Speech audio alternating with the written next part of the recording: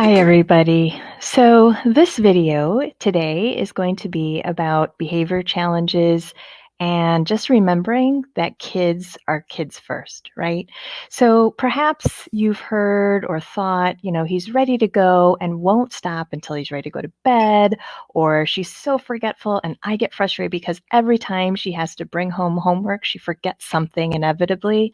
Or I'm constantly getting calls from school and I don't know what to do. I can't leave work. I'm getting stressed out. And I don't want my child to be known as the problem kid, right? So, in those circumstances, it can get really hard and challenging for caregivers because you're living in that moment, right? And it can be happening frequently, it can be happening multiple times a day, whatever the challenge may be.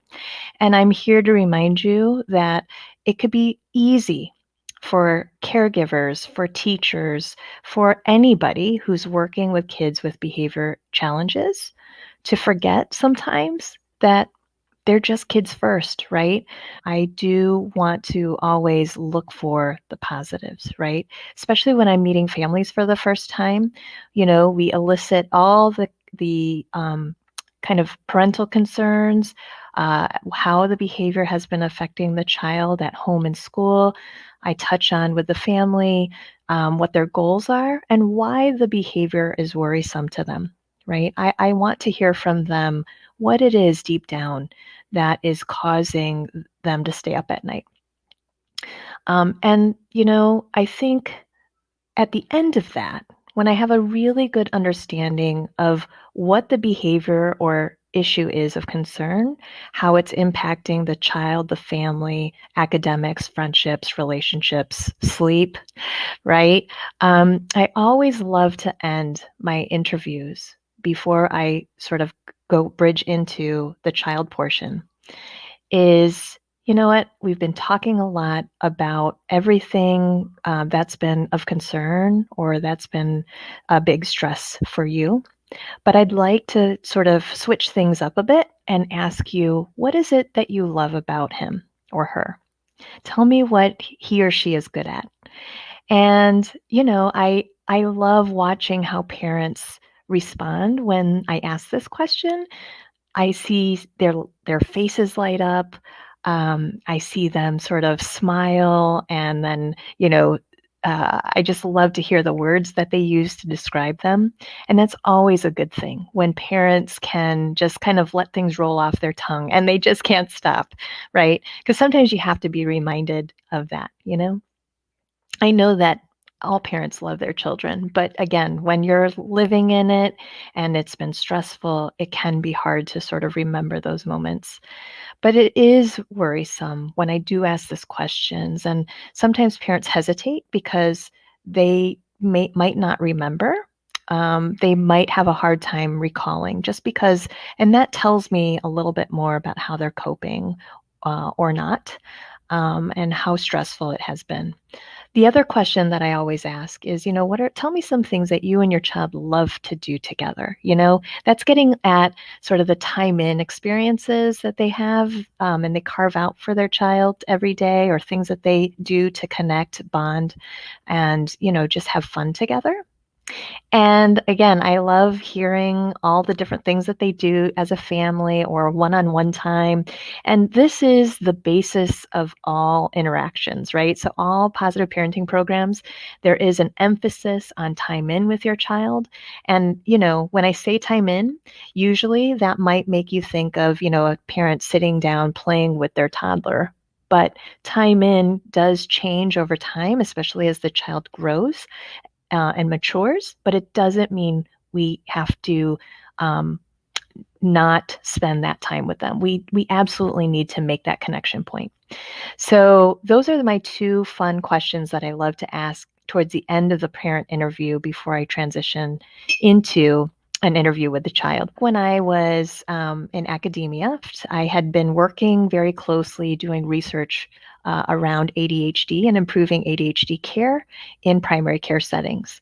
And I had the honor and privilege of working with families with kids with ADHD. They would serve as study consultants and help me from a parent's perspective, family's perspective, understand what their current struggles are. So that way, it wasn't always just me and my team sort of coming up with some super cool research ideas, right? We wanted to really have some information from families and co-create a research project so that we're really looking at patient-centered outcomes. And one of the cool things that came out of that, because there was I did 3 studies consecutively, papers in a row with families, and that was one of the best experiences that I had when I was doing health services research. One of the things that came out of this was the Let's Chat ADHD project. We produced a series of videos that emulated that ADHD group visit model that I had developed, the TEACH program with my research team. TEACH stands for Tailoring Education for ADHD and Children's Health, where we knew that we wanted to kind of transform how ADHD care is done in primary care clinics. You know, currently, when you go to see your pediatrician, everybody gets 10, 15, 20 minutes perhaps.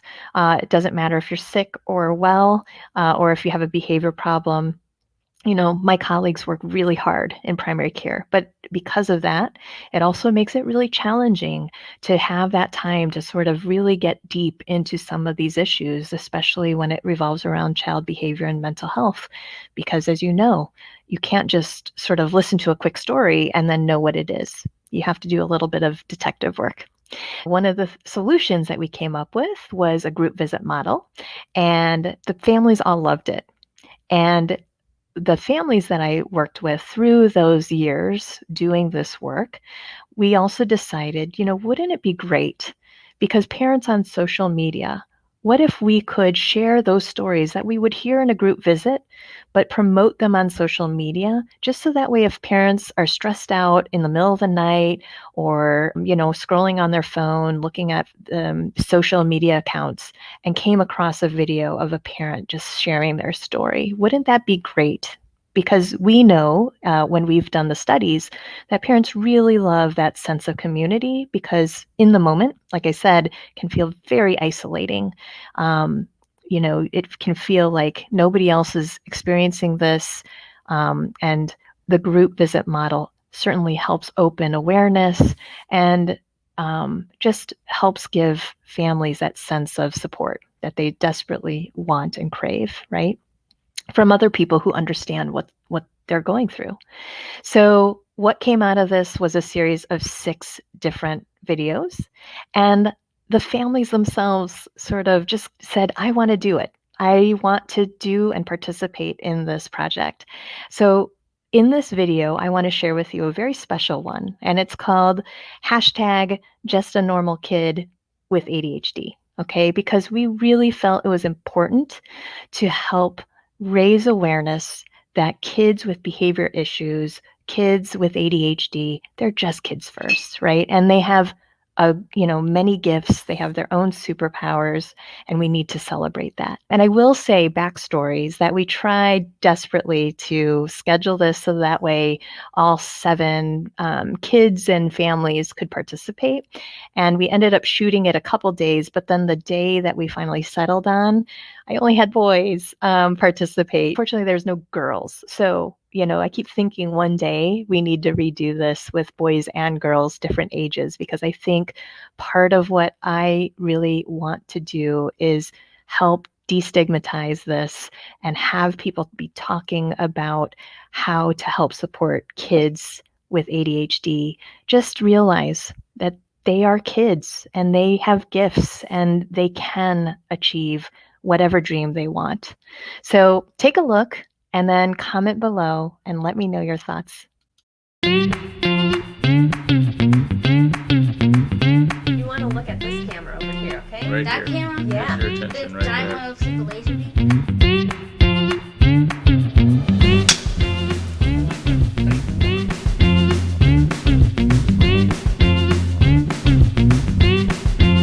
What's a pig's least favorite day?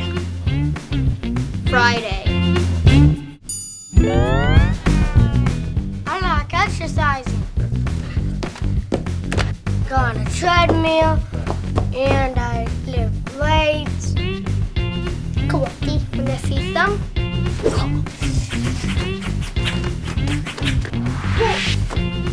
When you see the mega sock.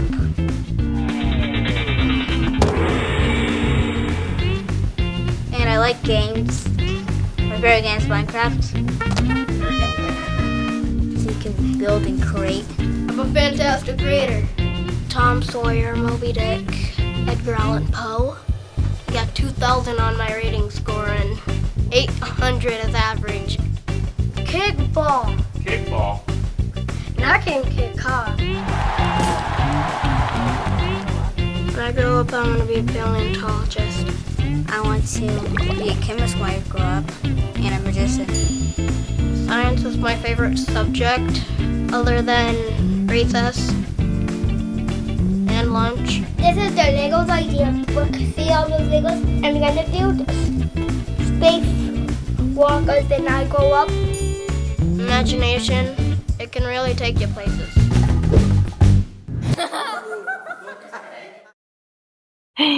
That video always makes me smile, and I hope it did for you too. And if you are a parent to a child with ADHD, make sure you show them that video and ask them what they think their superpowers and their gifts are. And like I said, I think we need to redo another video with all different types of kids with ADHD just to keep this movement going. Thanks for watching.